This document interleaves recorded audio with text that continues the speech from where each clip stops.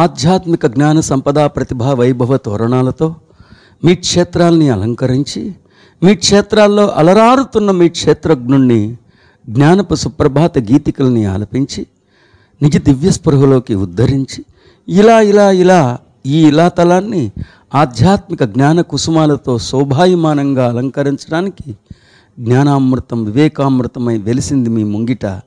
జీవించినంతకాలం శ్వాసించినంతకాలం సత్యాన్ని, జ్ఞానాన్ని, ధర్మాన్ని, అంతర్ముఖీనమైన దృక్పథాన్ని, ప్రేమ మాధుర్యాన్ని, సృజనాత్మకతని, ఎరుకని, ధర్మ దరహాసాన్ని, అసుర సంహారాన్ని, ఇలా అనేక ఆధ్యాత్మిక జ్ఞానపు అంశాలని మీకు ఉపదేశించి సర్వజ్ఞులుగా ప్రాజ్ఞులుగా మిమ్మల్ని తీర్చిదిద్దుతానని నా గురువరేణ్యుడికి చేసిన వాగ్దానాన్ని మీ అందరి సమక్షంలో మరోసారి స్మరించుకుంటూ, నా గురువు వద్ద నన్ను తలెత్తుకునేటట్లుగా చేయగలిగిన మీ లాంటి శిష్యులు ఉన్నందుకు మిమ్మల్ని నమస్కరించుకుంటూ అభినందనలు తెలియజేసుకుంటూ, మరింత సుజ్ఞాన అమృతాన్ని అనుష్ఠానం చేసుకోవటానికి స్వాగతం, శుభస్వాగతం, పునర్స్వాగతం. You welcome sir. Thank you. జయస్తు. A reformer is one who is progressive in the procession of lofty thinking. Procession అంటే స్టెప్ బై స్టెప్ కంటిన్యూస్గా జరిగే ఒక ఊరేగింపు. అంటే ఒకటి తర్వాత ఒకటి lofty thinking. So you got to understand that there is a thinking and there is one more thinking called lofty thinking. What is thinking and what is lofty thinking? Lofty thinking is a thinking pattern which enables human being to get enlightenment, which enables human being to evolve. Lofty thinking is a beautiful thinking with which the human being will never ever get corrupted. Lofty thinking is a beautiful thinking with which the human being will never ever get corrupted. Lofty thinking makes a man into Mahan. Lofty thinking makes a man into Mahan. Lofty thinking is a thinking for which the Shiva consciousness is searching all these incarnations. It is literally in search of this type of thinking pattern. Lofty thinking, because lofty thinking is a thinking which mirrors the inner consciousness without any error. Which mirrors the inner consciousness without any error. So the lofty thinking is something grander. Again I repeat, thinking is different from lofty thinking. Lofty thinking will be constructed by the reformer brick by brick. Lofty thinking will be constructed by the reformer with the truth, bit by bit, brick by brick. Lofty thinking will enable the human being to become God, to transform itself into a God. Once lofty thinking has been accomplished, believe me, it is never going to be corrupted again. That part is always safe. Human being might forget about the lofty thinking. Once it gets activated, he regains the lofty thinking. Once lofty thinking has been accomplished, it is never going to be corrupted. Truly speaking, the soul is searching for the human beings who are enriched with lofty thinking. Because lofty thinking is a grander thinking which can mirror the consciousness within without any error. So this is something about lofty thinking. And lofty thinking is a process, phase by phase. That is why he said procession. First phase, second phase, third phase, it's a continuous phenomenal process. It's like a procession. First phase, second phase, third phase, fourth phase, fifth phase. It's like a procession. The inherent divinity, when it is showcased, it is called as lofty thinking. The inherent unexpressed thinking pattern, the divine thinking pattern, when it is showcased, it is called as lofty thinking. It's a continuous process. phase by phase, step by step. It is a continuous phenomenon process. That is why he has used the word procession. A reformer is one who is progressive in the procession of lofty thinking. So that is why I said step by step, phase by phase. He always progresses in accomplishing the lofty thinking phase by phase, bit by bit. Okay na? That is the biggest procedure of the reformer. That's it. Thank you. Shubham. So ఈ జన్మలుగా మహాశివుడు దేనికి ఎతుకుతున్నాడంటే తన పరమాత్మతనాన్ని అడ్డం పడకుండా అద్దం పట్టగలిగే ఆలోచన సంవిధానం కోసం ఎతుకుతున్నాడు ఆయన. తన ఆత్మగారు ఎవరు కోసం ఎతుకుతున్నారు? జీవాత్మ గారి ఆలోచన సంవిధానం ఎలా ఉండాలంటే తన పరమాత్మతనానికి అడ్డం పడకుండా అద్దం పట్టగలిగేది. పరమాత్మతనానికి అడ్డం పడకుండా అద్దం పట్టగలిగే ఆలోచన సంవిధానాన్ని లాఫ్టీ, అత్యంత పవిత్రమైన ఆలోచన సంవిధానం. ఈ అత్యంత పవిత్రమైన ఆలోచన సంవిధానం ఒక ఫేజ్ తర్వాత మరో ఫేజ్, ఒక అంశం తర్వాత మరో అంశం, ఒక ముద్ద తర్వాత మరొక ముద్ద, ఒక మెట్టు తర్వాత మరొక మెట్టు, ఒక అడుగు తర్వాత మరొక అడుగు, ఆ రీతిగా ఉంటుంది. అది నిత్యం నిరంతరాయమానంగా కొనసాగుతుంది. కానీ వైభవ ఉత్సవంతో పోల్చారు. అది ఒక వైభవమైన ఉత్సవంతో పోల్చారు, శోభాయాత్రతో పోల్చారు. అది నిత్యం నిరంతరం జరిగే ప్రక్రియ. రీఫార్మర్ ఏం చేస్తాడంటే కన్స్ట్రక్ట్ చేస్తాడు. రీఫార్మర్ ఏం చేస్తాడు? కన్స్ట్రక్ట్ చేస్తాడు అతనిలో. అందుకే ఆ గురువుతో చెలిమి ఉండాలి. ఆ గురువుతో చెలిమి లేకపోతే రిఫార్మర్ ఏం చేయగలడు? రాసుకోండి. మానవుడిలో ఓ దివ్యమైన ఆలోచన సంవిధానాన్ని పటిష్టంగా పరినిర్మించడానికి ఈ సంస్కర్తలు నిరంతరం ప్రయత్నిస్తూనే ఉంటారు. ఈ దివ్యమైన ఆలోచన సంవిధానం ఒక్కసారిగా అనుష్ఠానం చేయటానికి సాధ్యం కాదు కనుక ఈ సంస్కర్తలు మెల్లమెల్లగా ఒక్కొక్క అడుగు వేయిస్తుంటారు. ఒక్కొక్క ఇటుకతో ఓ దుర్గాన్ని నిర్మిస్తారు. సరిగ్గా ఈ ఆలోచన సంవిధానమే అత్యంత ప్రధానమైనది. ఎందుకంటే సరిగ్గా ఈ ఆలోచన సంవిధానంతోనే అంతర్యామికి అడ్డం పడకుండా అద్దం పట్టడం సుసాధ్యమవుతుంది. నెక్స్ట్ పేరా. అందుకే మరి సంస్కర్తలు ఎంతో ఓర్పుతో ఓరిమితో మానవునిలో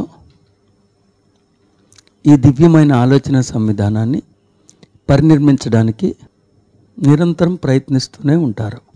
reformer is not one who is going to send you or your children back into catalystic dens of కంకుబినిజం.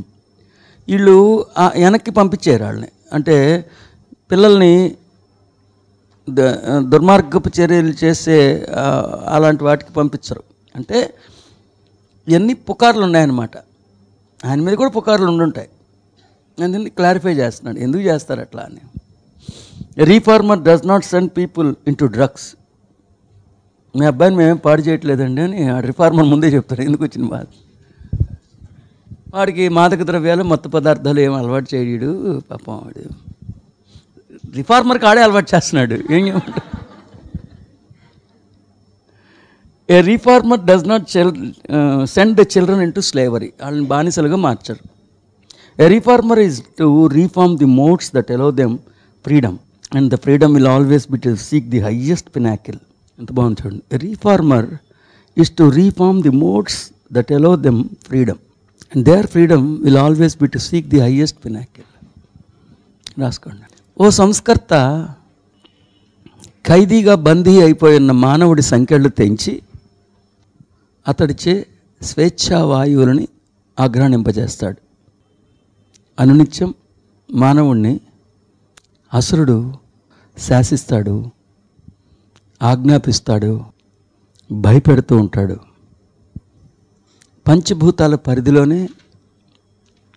పంచభూతాలు విధించిన పరిధిలోనే యోచిస్తాడు. సంస్కర్త అసురుడు విధించిన ఈ శృంఖలాలన్నింటినీ ఛేదించి అతడికి స్వేచ్ఛను ప్రసాదిస్తాడు. నెక్స్ట్ పేరా. సంస్కర్త ప్రసాదించిన ఈ స్వేచ్ఛ, సంస్కర్త ప్రసాదించిన ఈ స్వేచ్ఛ మానవుణ్ణి ఇచ్చలవిడితనాల్లోకి ప్రోత్సహించదు. మానవుణ్ణి ఆధ్యాత్మికతలో గోపుర కలశానికి చేరుస్తుంది, అంతే తప్ప పతనం చేయదు. So freedom is not about decent but about Accent.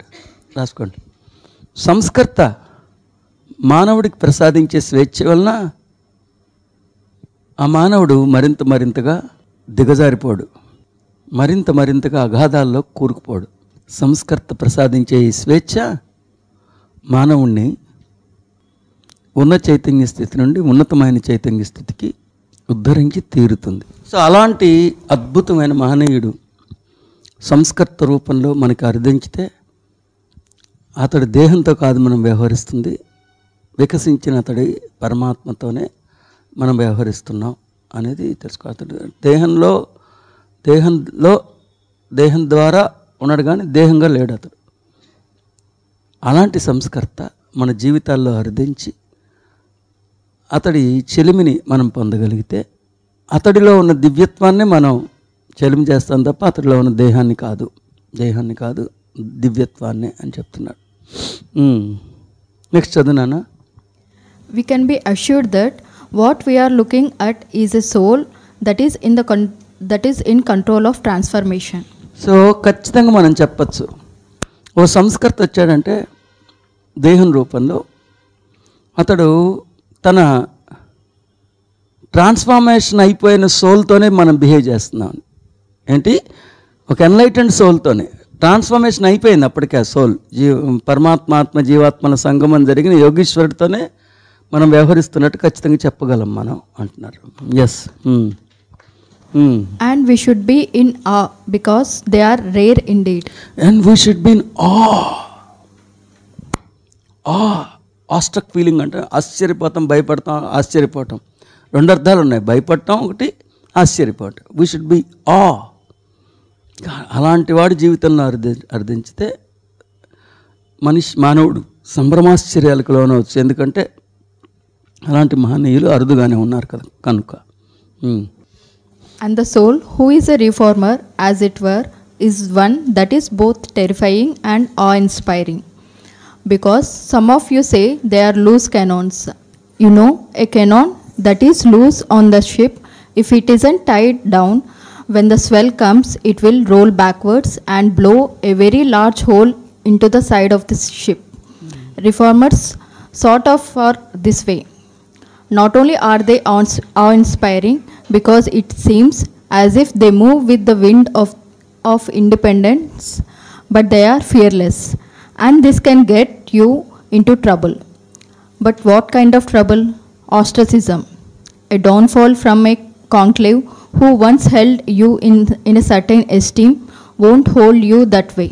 అది సమాజంలో అప్పటిదాకా అలాంటి అన్ని చెప్పులు లేకుండా నడిచే మంచి అసలు ఏంటనుకున్నావు ఆయన పెద్ద సిద్ధాంతవేత్త. ఇప్పుడు సత్యం తెలిసిన తర్వాత ఇటు అలాంటి వేషాలు వేయటం మామూలు చెప్పులు వేసుకెళ్తున్నాడు. అప్పటిదాకా గౌరవం ఇచ్చేవాళ్ళు మానేస్తారు. ఎస్టీమ్ పొజిషన్లో పెట్టుకునేవాళ్ళు ఈయన్ని పట్టించుకోరు. ఇంకా ఎంతసేపు ఆగోలే, సావు ఆటికి కాలు చాపుతున్నా సరే. Yes. These souls are ones that when they finish this life, then they are peering at this life and they have ridden this horse of humanity superbly. These souls are the ones that when they finish this life, they are peering at this life and they have ridden this horse of humanity superbly. And they have left in their wake a modicum of change, even if that change is through the child they bear. Of the people who witness their march, it will change them, and they know that. And they only have to affect one person. They only have to affect one person. ఆ జన్మంతా కలిపి ఒక్కడిని మారిస్తే ఆడు పని అయిపోయినట్టు feel అవుతాడు అంటాడు. వీడి పైనుంచి వచ్చి పీకి పౌర్ణాత్మ స్థితికి ఎదిగి ఆడు మళ్ళీ పుట్టి పెరిగి పెద్దవాడయ్యి సాధించా అని వెళ్ళాడు పైకి. ఎంతమందిని అంటే ఒక్కడు. నిజంగా ఒక్కడు సాధించావా? ఆడు సంస్కర్త జన్మంతా ఒక్కడిలో దీపాన్ని ఉద్దీపింపజేసిన ఆడు చాలా మోస్ట్ సఫలీకృతంగా అయినట్టేనంట. ఒక్కడిని చేస్తే ఒక్కడు కూడా అవట్లా. ఈ మనోడు వెలిగించగానే ఇంకోటి చూదేస్తున్నాడు. ఆస్ట్రసిజం అంటే కొంచెం సమాజంలో కొంచెం అప్పటిదాకా పొందిన గుర్తింపు రాదు. వాళ్ళ ఫ్యామిలీ పుణ్యక్షేత్రాలన్నీ తిరిగి కాశీ మజిలీ కథలన్నీ చెప్పుకుని సన్మానాన్ని చూసుకుని అలాంటివన్నీ ఇదివరకు మంచి అనుబంధం ఉండేది, వాళ్ళ అనురక్తిగా ఉండేది. ఇక్కడ తండ్రి ఫస్ట్ ఏమో లోపల ఉన్న సంస్కర్త గురించి చెప్పారు ఆయన. తర్వాత ఆ సంస్కరణను పొంది సంస్కర్తగా మానవుడిగా అవతరించిన విధానం చెప్పారు. ఇక్కడి నుంచి ఆ సంస్కర్త మానవులు ఆ సంస్కర్తతో ఎలా వ్యవహరించాలో చెప్తున్నారు. ఆ వ్యూహం చూడండి.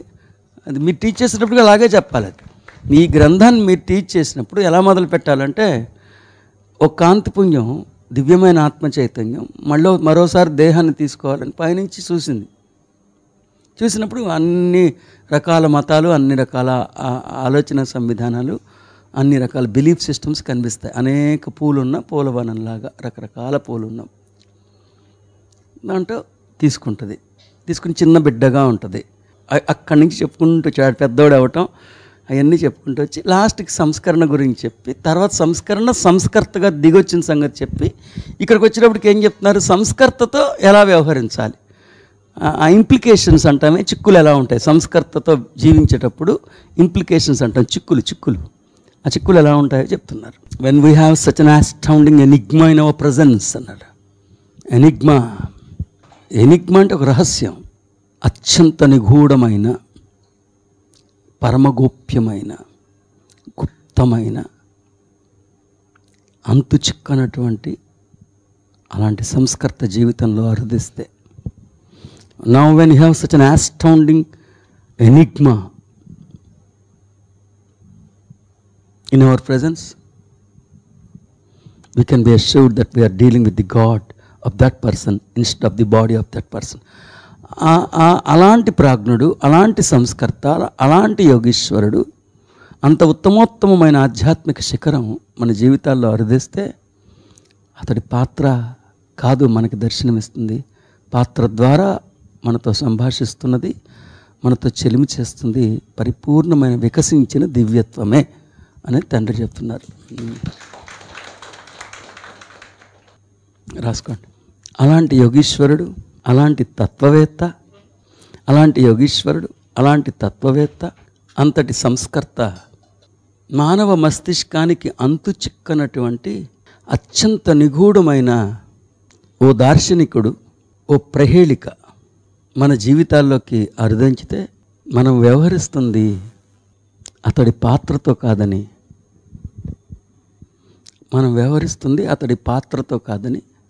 అతడిలో వికసించిన దైవాన్నని, అతడిలో వికసించిన దైవంతోనేనని ఖచ్చితంగా మనం అర్థం చేసుకోవచ్చు.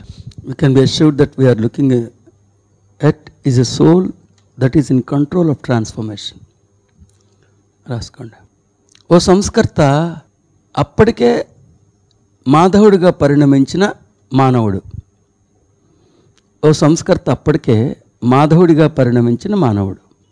సంస్కర్త తన నిజ దివ్య స్పృహలోకి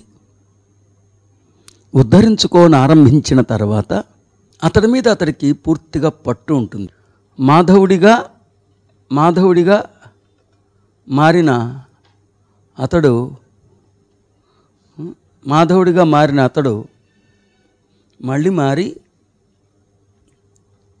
మళ్ళీ మానవుడిగా మారడు. తన ప్రవర్తన మీద, తన పరివర్తన మీద అతడికి పూర్తిగా పట్టు ఉంటుంది. And we should be in the because they are rare and it. రాసుకోండి. అలాంటి సంస్కర్తల చెలిమి, సాంగత్యం, సన్నిధానం ఒకవేళ మనకి లభిస్తే మనం సంభ్రమాశ్చర్యాలకి లోనవ్వాలి. ఎందుకంటే అంతటి అరుదైన వారు మన జీవితంలో అరుదించారు కనుక, అరుదించాడు కనుక some rarest of the rarest entities కాబట్టి చెప్పాడు. And we should be in because they are rare indeed. And the soul who is reformer as it were is one that is both terrifying and inspiring Because some of you say that they are loose cannons. You know a cannon that is loose on the ship, if it isn't tied down, when the swell comes, it will roll backwards and blow a very large hole in the side of the ship. రాసుకోండి. కొంతమంది ఈ సంస్కర్తల పట్ల ఆనందంతో పాటు కాస్తంత భయాన్ని కూడా పెంపొందించుకుంటారు. అతడితో వ్యవహరించాల్సిన రీతిలో వ్యవహరించకుండా ఆ చెలిమిని దుర్వినియోగపరుచుకుంటే అతడు ప్రమాదకరంగా మారిపోయే అవకాశం కూడా పొసిగి ఉంటుందని వారు భావిస్తూ ఉంటారు. నెక్స్ట్, సంస్కర్తల వలన ఎలాంటి ప్రమాదాలు పుట్టుకొస్తాయి? అప్పటిదాకా సమాజంలో మతం చెప్పిన అంధవిశ్వాసాలన్నింటినీ గుడ్డిగా ఆచరించడం వలన ఈ సంస్కర్తల చెలిమి వలన మనలో విరబూసే విద్యా వికాసాల వలన అంతకుముందు ఆచరిస్తున్న చాదస్తాల్ని ఆచరించడాన్ని పూర్తిగా స్వస్తి పలుకుతాం. అప్పటిదాకా ఆ మానవుడు సమాజంలో మంచి పేరు ప్రఖ్యాతులు గడించాడు. మతం మాట వినని ఇతనిని ఆ సమాజం నిర్దాక్షిణ్యంగా బహిష్కరించేస్తుంది. ఆస్ట్రసిజం. సంస్కర్తల చెలిమి ఆ మానవుణ్ణి సమాజ బహిష్కరణకి గురి చేస్తుందన్న భయం వాళ్ళని వెంటాడుతూ ఉంటుంది. అలాంటి వారు సమాజ బహిష్కరణకి గురై ఉండవచ్చు, కానీ వారి జన్మ ముగిసిన తర్వాత దివ్యలోకాలలో వారి జన్మని పునర్వీక్షించుకుంటున్నప్పుడు మతతత్వంతో మదించిపోయిన ఈ మానవత్వంగా పిలువబడుతున్న ఈ మదపుట ఏనుగునెక్కి ఎంత బాగా స్వారీ చేశానో అని అనుకోగలుగుతారు. So now when we have such an astounding enigma in our presence, we can be assured that we are dealing with God of that person instead of the body of that person. We can be assured that we are looking at is a soul that is in control of transformation, and we should be in the awe because they are rare indeed. And the soul who is reformer, as it were, is one that is both terrifying and awe-inspiring, because some of you say they are like loose cannons. You know, a cannon that is loose on the ship, if it isn't tied down, when the swell comes, it will roll backwards and blow a very large hole into the side of the ship. Reformers sort of this way. Not only they are awe-inspiring because it seems as if they move with the wind of independence, but they are fearless. And this can get you into trouble. But what kind of trouble? Ostracism. A downfall from conclave who once held you in a certain esteem won't hold you that way. These souls are ones that when they finish this life, then they are peering at this life and they have ridden this horse of humanity superbly. The souls are the one that when they finish this life, అలాంటి వాళ్ళు ఈ life finish అయిపోతే then they are peering at this life and they have ridden this horse of humanity superbly. ఆ మానవత్వాన్ని మొండి గుర్రాన్ని ముక్కుతాడేసి నేను గెలిచానని తృప్తి పడతా ఉంటాను ఇక్కడ. And they have left in their wake a modicum of change, even if the change is through the child they bear. So వాళ్ళల్లో పొందిన పరివర్తన మళ్ళీ భూతలానికి ఏదో రూపంలో అందిస్తారు. వాళ్ళల్లో ఉద్దీపింపబడిన జ్యోతి ఏదో రూపంలో మళ్ళీ భూతలానికి అందిస్తాడు. Of the people who witness their march, it will change them, and they know that, and they only have to affect one person. They only have to affect one person. Of the people who witness their march, it will change them, and they know that, and they only have to affect one person. They only have to affect one. So అలాంటి సంస్కృతి ఒక్కడిని మార్చినా సరే జన్మధన్యం అయిపోయినట్టే. ఒక్కడిని మారిస్తే చాలు. పెద్ద సమాజం అంతా మార్చగల ఒక్కడిని మారిస్తే చాలు. వాడిలో ఉద్దీపింపబడిన జ్యోతి, జ్ఞానపు జ్యోతి ఇంకొకళ్ళలో వెలిగించిన అతని జన్మ చరితార్థమైనట్టే. రాసుకోండి. అలాంటి వారిలో ఉద్దీపింపబడిన ఆ సంస్కరణ జ్యోతి, అలాంటి వారిలో ఉద్దీపింపబడిన ఆ సంస్కరణ జ్యోతి అప్రతిహతంగానే కొనసాగుతూ ఉంటుంది. అప్రతిహతంగానే కొనసాగుతూ ఉంటుంది. ఏదో రూపంలో వెలిగింపబడిన ఈ జ్ఞానపు దీపం మరి ఒకరిలో ఉద్దీపబడుతుంది. ఇక్కడ ఇందాక of the people who witness their march it will change them and they know that. ఇది రాసి దాని కింద రాసుకోండి, నా అభిప్రాయం అది. Of the people who witness their march it will change them and they know that. సత్యాన్ని తెలుసుకుని స్వయాన్ని ఆవిష్కరించుకుని తదనుగుణ్యంగా రూపాంతరం చెందనారంభించి సత్యం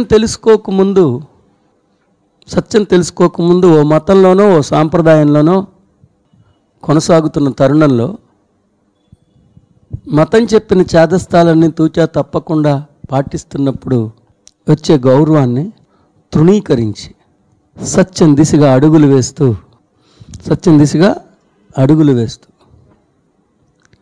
సమాజంతో, మతంతో, అసురుడితో, క్షుద్రశక్తులతో వాళ్ళు చేసిన సంగ్రామం ఓ దండయాత్ర వంటిదే. నిజానికి ఈ దండయాత్రని నిశితంగా గమనించిన వారు లేదా వీరి యథార్థ గాథని అధ్యయనం చేసిన వారు కూడా తదనుగుణ్యంగా మారిపోతారు. ఇది వారికి తెలిసే జరుగుతుంది. సో ఇలాంటి ఏంటంటే ఆయన ఏ సందర్భంలో అన్నారో అక్కడ కాంటెక్స్ట్ ఏంటో తెలియదు.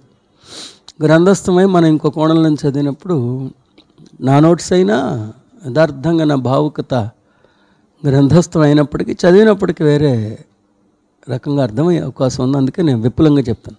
అక్కడ తండ్రి ఉద్దేశం ఏంటో తెలియదు కానీ నాకు అర్థమైంది అది. ఇలాంటి వారి యథార్థ గాథలు ఒక్కరిని ఉత్తేజింపబరిచినా అది అద్భుతమే. So then they are growing in soul strength rather than humanity, and the next time they come in and they are born, so powerful are they in their spirit, and that they have mastered the human being. They come back as conscious beings who are working through their soul, their spirit. They are referring to the book of life in all of their deeds.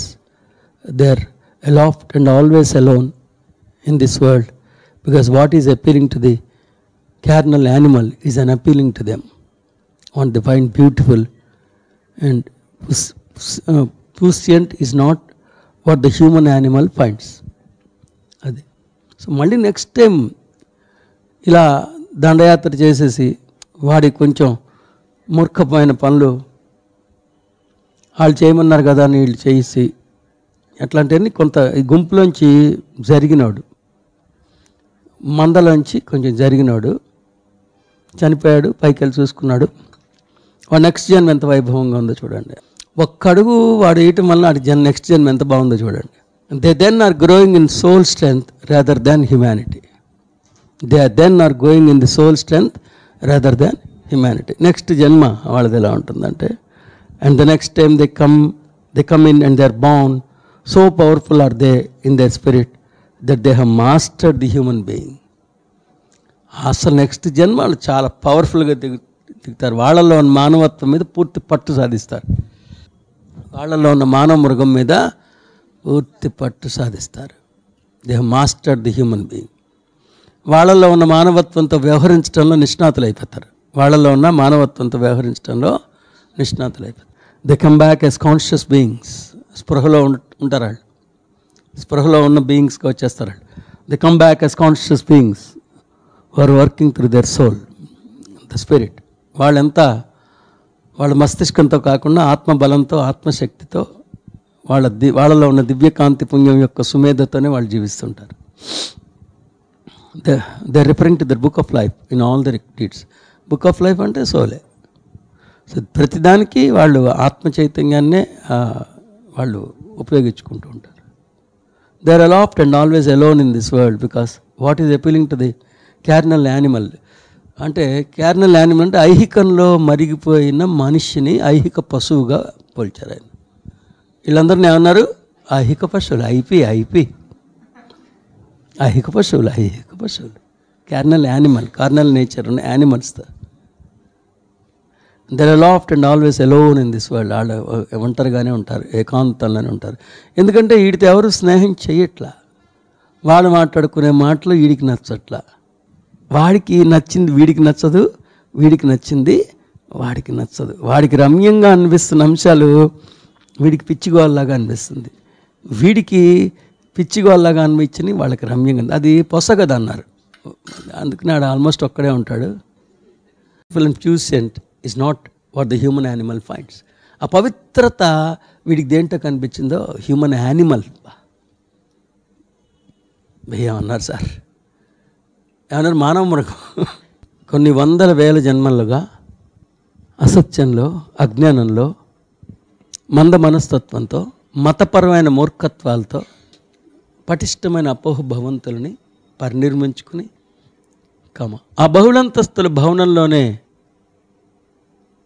భద్రంగా జీవిస్తూ ఎట్టకేలకు గురువరేణ్యుడి సన్నిధానంలోకి ప్రవేశించే ఓ అవకాశం కలిగి ఆ గురువరేణ్యుడు నాటిన జ్ఞాన బీజము వలన చాదస్తాలను దూరం చేసుకుని చాదస్తాలు దూరం అవటం వలన అప్పటిదాకా పొందిన గౌరవాన్ని తృణీకరించి నేర్చుకున్న ఆ సత్యం దిశగానే అడుగులు వేయటానికి ప్రయత్నిస్తున్న తరుణంలో ఒకవేళ అతడి దేహపతనం జరిగితే అతడి తదుపరి జన్మ సజీవంగా నడయాడుతున్న ఓ సుజ్ఞాన మందిరంలా కానవస్తుంది.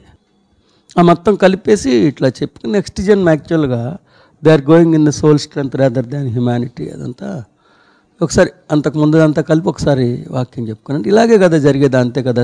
బీజం ఒక్క బీజమైన నాటితే ఆ గురువరేణ్యుడు. అందుకే మనకి సనాతన సాంప్రదాయంలో గురువులు వస్తే వాళ్ళ దగ్గరికి వెళ్ళి కనీసం మన దగ్గర అంత డబ్బు లేకపోయినా 4 యాపిల్స్ ఉన్నా 2 యాపిల్స్ ఆడికి ఇచ్చేసి దండం పెట్టుకోమంటారు. మనం ఉన్నది 7, ఉన్నదేమో 4 యాపిల్స్ 2 ఆడికి ఇస్తే 2 తినాలి మనందరం. అయినా సరే వెళ్ళి దండం పెట్టుకుని వచ్చేవాళ్ళం. ఆడేదో చెప్పేవాడు, అది మనకేం అర్థం అవుతుంది. కానీ ఆయన గురువుగారి ఉద్దేశం ఏంటంటే వీడికి అర్థం అవ్వకపోయినా బీజస్థాపన అనేది జరిగితే ఎప్పుడో అప్పుడు వటవర్షం అవుతుంది కదా అని ఆశ. అదే మనకి ఫలించి కదా ఇలాంటి జ్ఞానంలోకి లేకపోతే వచ్చేవాళ్ళం కాదు కదా. మనతో పాటు మన క్లోజ్ ఫ్రెండ్స్, మన రక్తాన్ని పంచుకుని పుట్టిన వాళ్ళు లేదు, మన కోసం రక్తం అర్పించిన స్నేహితులు రాలేకపోయారు. రక్తం అర్పించిన స్నేహితులు ఉన్నారు. ఏమైపోయారు వాళ్ళందరూ దీంట్లోకి రాగానే గౌరవం ఇవ్వటం మానేశారు. రక్తం పంచుకొని పుట్టిన వాళ్ళు కూడా రాలేకపోయారు, ఒకళ్ళ ఇద్దరు తప్ప. అందుకనే మరి కొంచెం ఎక్కడో అక్కడ గురువు అనేది ఒక సాహిత్మిక ఆధ్యాత్మిక పరమైన ఇదివరకు బాగా జరిగేవి ఇప్పుడు తగ్గిపోయి ఇప్పుడు వెళ్తే ఉన్నది పోయేటట్టుగా ఉంది. ఇప్పుడు ఎలా జరుగుతున్నాయి, కాస్త కోస్తో దీపం వెలిగిస్తే ఆడు బర్త్డేకి ఊది ఆర్పేస్తున్నాడు ఆడు. ఘోరంగా ఉంది పరిస్థితి. నేను అనుభవిస్తున్న స్థితి మీరు అనుభవిస్తే ఖచ్చితంగా మీరు కూడా చెప్పడం మొదలు పెడతారు కదా. ఎందుకు అన్నిసార్లు ఇప్పుడు వాళ్ళెవరో నాకు తెలీదు, పరిచయం ఉంటే మనస్పర్ధలు రావచ్చు. ఆయన ఎక్కడో శిఖరం మీద ఉన్నాడు, నేను ఆకాశంలో ఉన్నా, ఆయనకి నాకు ఎక్కడ గొడవ వద్ది అవకాశం లేదు. కానీ తిడుతున్నానంటే వాళ్ళు చెప్పిన ప్రబోధన ఎన్ని జన్మ పడుతుంది అది కడుక్కోవటానికి. ఎంత విషతుల్యమైన అజ్ఞానాన్ని. ఇప్పుడు ఈ అమ్మాయి డాక్టరు, ఇంకోళ్ళు చాలా గౌరవం ఇచ్చి వేరే డాక్టర్ దగ్గరికి వెళ్ళి వాడు పాయిజన్ రాసేస్తుంటే వాళ్ళ పసిపిల్లకి ప్రతిరోజు ఆ పాయిజన్ పట్టేస్తే నువ్వు డిప్లొమాటిక్గా ఉంటావా? కనీసం నీ అసహనాన్ని తెలియజేస్తావు చిట్టి తల్లి, ఖచ్చితంగా నీ అసహనాన్ని తెలియజేస్తావు. ఆ అసహనమే నాకు. వాళ్ళు చెప్పేదాని దుష్పరిణామాలు ఎంత దారుణంగా ఉంటాయో తెలుసు కాబట్టే నేను చెప్తున్నా. ఇప్పుడు ప్రపంచంలో నాకు తెలిసి మన మూడు మతాలు ఉన్నాయి, నాకు తెలిసి చాలా ఉన్నాయి ఇంకా. వీళ్ళందరూ నడుమ సాంఖ్య శంఖారావం పూరించి శ్రీరాముడు మానవాళికి అందుబాటులోకి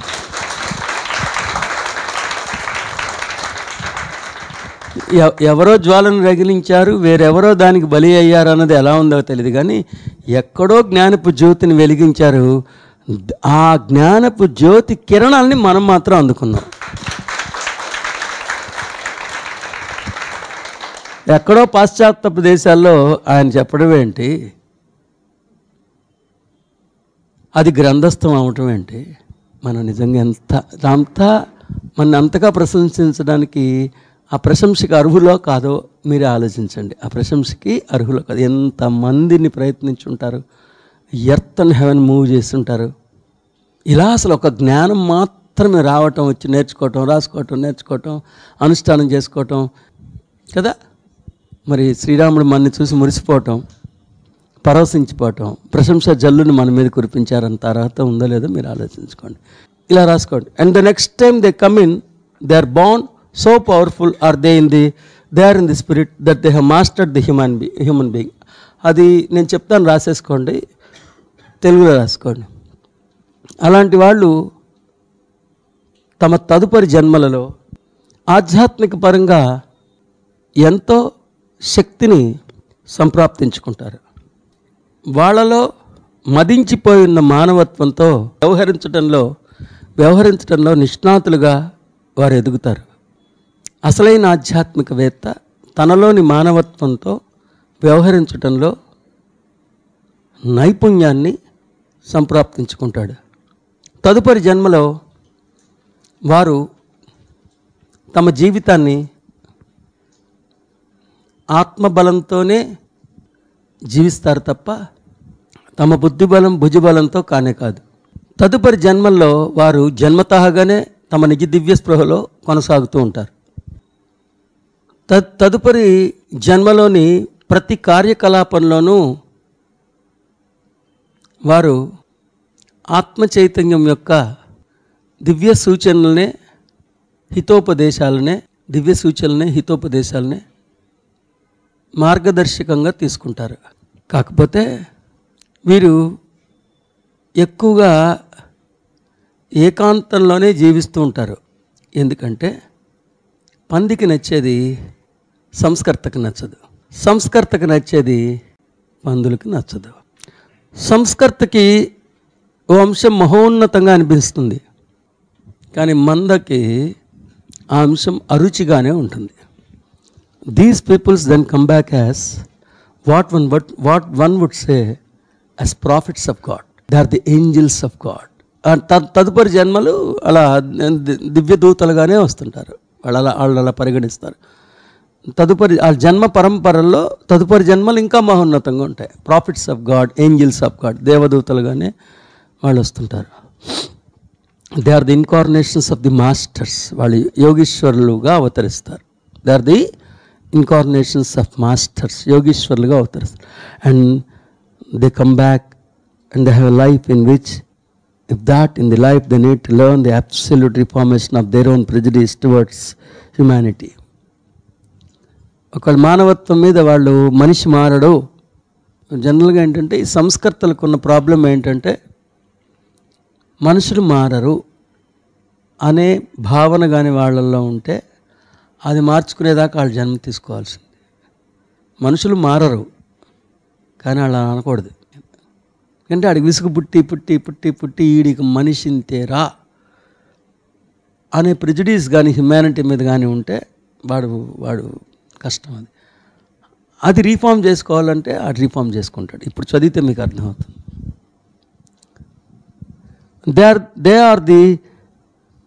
they are the incarnation of masters, and they come back and they have a life in which in that life they need to learn the absolute reformation of their own prejudice towards humanity.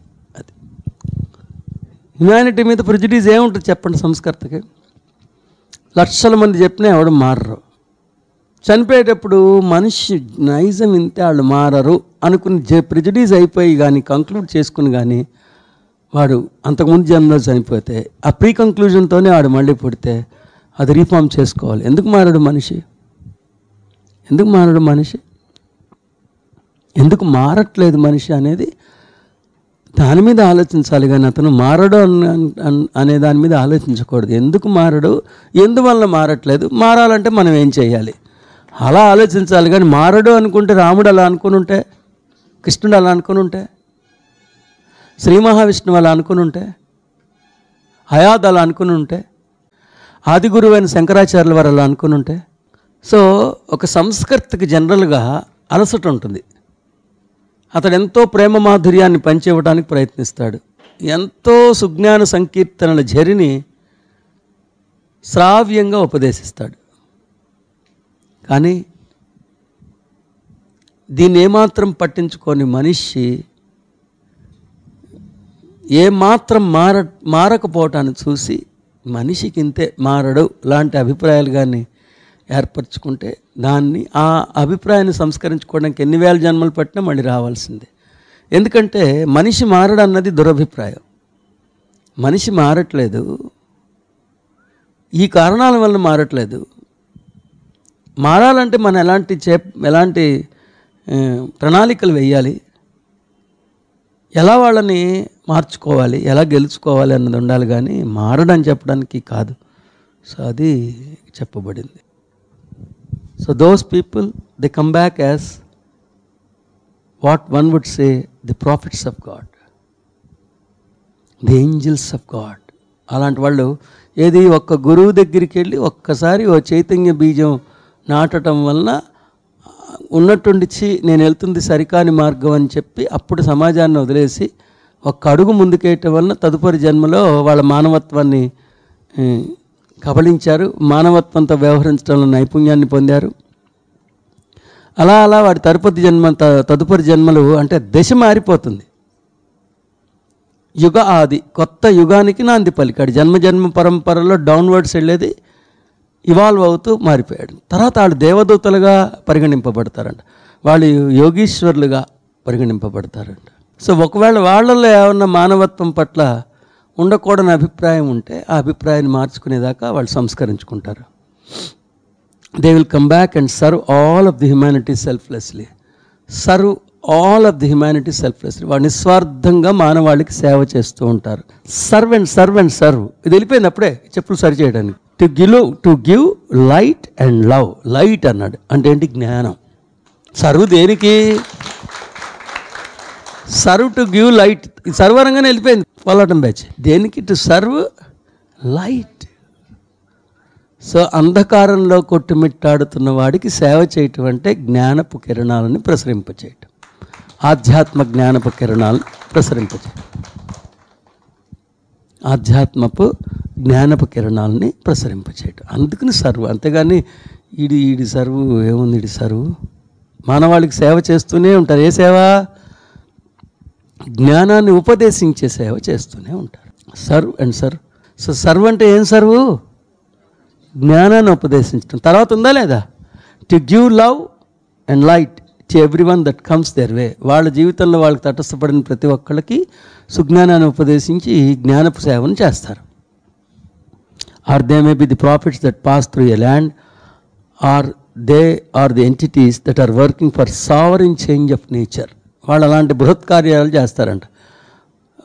ఆ ప్రకృతిని మార్చే పనిని కానీ, లేకపోతే వాళ్ళు నడయాడుతున్న ఆ ప్రాంగణాన్ని మొత్తం మార్చేసే పని కానీ అంత బృహత్ కార్యాలను చేస్తారంట. అలాంటి వర్క్ చేస్తుంది. Or they may be the prophet that pass through a land, or they are the entities that are working for the sovereign change of nature. వాళ్ళు అలా 4-5 జన్మల క్రితం వీడేటి, ఇప్పుడేటి, ఎలా అయిపోయాడు చూడండి. As these entities often have nothing to do with human beings at large, but everything as far as helping them. మానవత్వం నుంచి వీడు పొందే లబ్ధి కానీ, మానవత్వం నుంచి వీడు ఆశించేది కానీ ఏముండదు. మానవత్వానికి ఇచ్చేదే ఉంటుంది కానీ మానవత్వం నుంచి వీడు ఆశించేదే ఉండదు. పాపం మనిషికి ఇవ్వడానికి వస్తున్నాడు కానీ మనిషి దగ్గర పుచ్చుకోవడానికి రావట్లేదు అతను. As these entities often have nothing to do with the human beings at large, but everything as far as helping them. వాళ్ళకి హెల్ప్ చేస్తారు. అది సంస్కర్త. ఈ సంస్కర్తల జన్మల పరంపర మరింత మహోన్నతంగానే కొనసాగుతూ ఉంటుంది. మరింత మహోన్నతంగానే కొనసాగుతూ ఉంటుంది. తదుపరి జన్మలలో ఈ సంస్కర్తలు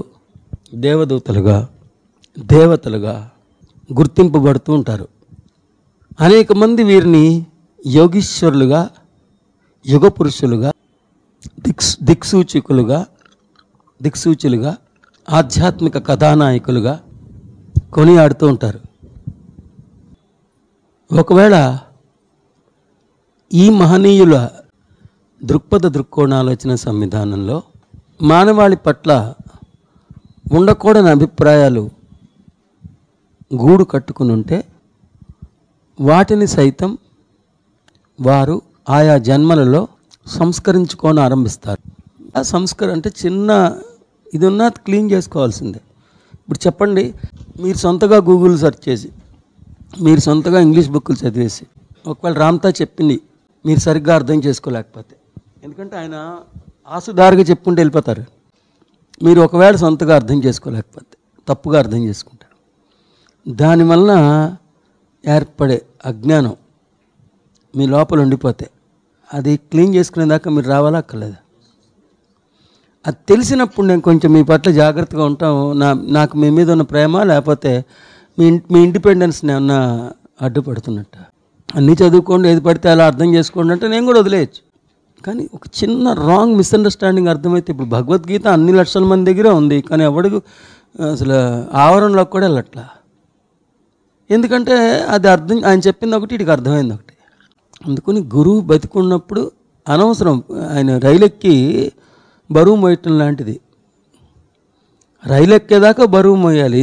100 కిలోలు బస్తా ఎత్తి దరిద్రుడు పరిగెత్తి రైలు ఎత్తి తర్వాత బస్తా కింద పెట్టట్లా. రైల్లో బస్తా మోయటం ఎందుకు? గురువు దొరికిన తర్వాత అతను చూసుకుంటాడు. అతను చూసుకుంటాడు. పర్సనాలిటీకి నచ్చదు అది. అంటే మనకు తెలియదు అంటారా అంటాడు. తెలియదు, తెలిసి అన్నీ అయిన తర్వాత ఇక గురువు దగ్గరికి వచ్చా చూసారు, చిన్నది ఉంటే అది తీసుకోవడానికి మళ్ళీ రావాల్సిందే. అది అర్థమైందా? ఇలాంటి సంస్కర్తలు తదుపరి జన్మల్లో నిస్వార్థంగా మానవాళికి, ఇలాంటి సంస్కర్తలు తమ తదుపరి జన్మల్లో నిస్వార్థంగా మానవాళికి ఎనలేని సేవని నిరంతరం చేస్తూనే ఉంటారు. తమ తదుపరి జన్మల్లో మానవాళికి ఎనలేని సేవని నిరంతరం చేస్తూనే ఉంటారు. సేవ అంటే ఆసుపత్రులు కట్టించడం కాదు సుమా. సేవ అంటే ఆసుపత్రులు కట్టించడం కాదు సుమా. అత్యంత నిగూఢమైన సుజ్ఞానాన్ని అందరికీ ఉపదేశించి వారిలో జ్ఞానపు జ్యోతిని ఉద్దీపింపచేసే అద్భుతమైన అసలైన సేవని చేస్తారు. తమకు అందుబాటులోకి వచ్చిన ప్రతి ఒక్కరికి వాళ్ళు సుజ్ఞానాన్ని ఉపదేశిస్తారు. వారు నడయాడిన ప్రాంతాలన్నింటినీ ఆధ్యాత్మిక ఆలయాలుగా మలిచివేస్తుంటారు. భూతల ప్రకంపన వేగాన్ని సైతం పెంచి మానవాళికి మరింత జ్ఞానం అందేటట్లుగా ప్రకృతిని సైతం మార్చివేస్తారు. పెద్దగా వీరికి మానవత్వంతో ఏ సంబంధం ఉండదు.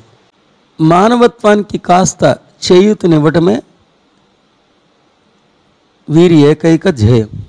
And so these are the human beings that we marvel at. And when they are persecuted and burned and tortured, and they don't cry out or plead for their life or beg for their life, because they already have their life, it is their soul. So ఇలాంటి సంస్కర్తలు మానవాళికి సుజ్ఞానాన్ని ఉపదేశిస్తుంటే వాళ్ళ మీద విపరీతమైన వదంతులు పని కట్టుకుని వాళ్ళ మీద దాడి చేస్తారు. దేహపరంగా దాడి చేయకపోవచ్చేమో కానీ వాళ్ళ మీద ఎలా క్యారెక్టర్ అసాసినేషన్ ఏదో ఒకటి చేస్తారు. అది శృతి మించిపోయి వాళ్ళ మీద భౌతిక దాడులు చేస్తారు, సజీవ దహనాలు చేస్తారు, తలలు తెంచేస్తారు, నరికేస్తారంట.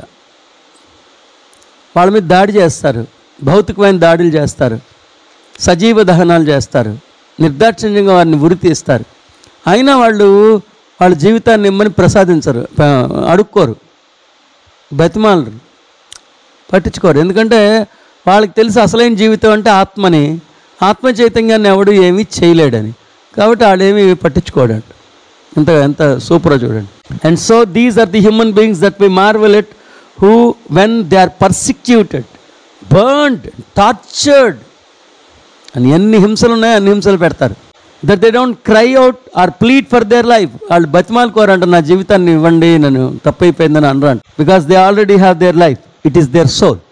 వాళ్ళ జీవితం అంటే ఏంటో తెలుసు, జీవితం వాళ్ళ నుంచి ఎవరు వేరు చేయలేరు, ఎందుకంటే వాళ్ళ ఆత్మ చైతన్యమే వాళ్ళ జీవితం. వాళ్ళకి తెలుసంట ఇప్పుడు వాళ్ళ దగ్గర నుంచి వీడేమేమి తీసేసుకుంటున్నాడో వాడు కొన్ని క్షణాల్లో మళ్ళీ సృష్టించుకోవచ్చు అని వాడు తెలుసు. అందుకని చిన్నపిల్లాడు చాక్లెట్ అడిగితే ఇచ్చినట్టుగా ఇచ్చేస్తారు. మనం వెళ్ళి చాక్లెట్ కొనుక్కున్నాము, నాది అని ఏడ్చిందనుకో, వద్దులే బాబు తీసుకొని ఇచ్చేస్తాం. అందుకని అది నాదని మనం వాళ్ళతో గొడవ పెట్టుకుంటామంటే, మనమే వెళ్ళి కొనుక్కున్నాం, అది వచ్చేసింది, నాది చాక్లెట్ అంది. ఎందుకంటే అది కొనుక్కున్న చాక్లెట్ కూడా అదే కవర్లో ఉందంట. సర్లే బాబు తీసుకొని ఇచ్చేస్తాం కానీ గొడవ పెట్టుకుంటామా? సో అందుకని వీళ్ళు మానవాళ్ళతో ఎప్పుడు గొడవ పెట్టుకోరు. మానవాళి వీళ్ళ దగ్గర నుంచి దోచుకుంటుంది ఏదైనా క్షణాల్లో సృష్టించుకోవచ్చు మళ్ళీ అని వాళ్ళు గొడవ పెట్టుకోరంట. And they know that what is taken from them today they will able to recreate tomorrow. Yes, ఎంత బాగుంది. So rather than causing a dispute, మళ్ళీ వాళ్ళని నరికేయటం, మళ్ళీ వీళ్ళని ఏదో చేయటం, ఇది మళ్ళీ కొత్త తలనొప్పి ఎందుకు భూతలానికి మన వలన అని చెప్పి, సరే ఏం చేయాలి ఇప్పుడు, నీకు కావాలని చెప్పి నన్ను ఉరి తీయాలా, తీసుకో. ఏం చేయాలి, నన్ను ఒళ్ళంతా పెట్టి పొడవాలా, పొడుచుకో, ఏం చేయాలో చేసుకో అంటే, ఎందుకంటే మళ్ళీ వీడిదో పెద్ద ఇష్యూ అవ్వకూడదు కదా అని. So rather than causing a dispute they allow themselves to be persecuted and in their nobleness hold for ever what is truth. So rather than causing a dispute, they allow themselves to be persecuted and in their nobleness hold forever what is truth. వాళ్ళ శరీరాన్ని ముక్కలు చేసుకొని ఇస్తారు. వాళ్ళ అంతరంగంలో వాళ్ళు ఎప్పుడు నోబుల్గానే ఉంటారు, సత్యంతోనే ఉంటారు. ఎందుకంటే సత్యంతో ఉండటమే కదా వాళ్ళకి కావాల్సింది. They are the reformers of mind. వీళ్ళు మిగతా వాళ్ళందరూ మనిషిని భయపెట్టి మారిస్తే మారచ్చు, వీళ్ళు మానవుడి యొక్క ఆలోచన సంవిధానాన్ని సంస్కరించగలిగే సంస్కర్తలు. They are the reformers of the mind. మైండ్ని రిఫార్మ్ చేయడం చాలా కష్టం, ఇంచుమించు అసంభవం. వాళ్ళు అలాంటి మైండ్ని రిఫార్మ్ చేస్తారు. ఆలోచించండి ఎంత అద్భుతంగా ఉందో ఏంటో. That's it. Thank you.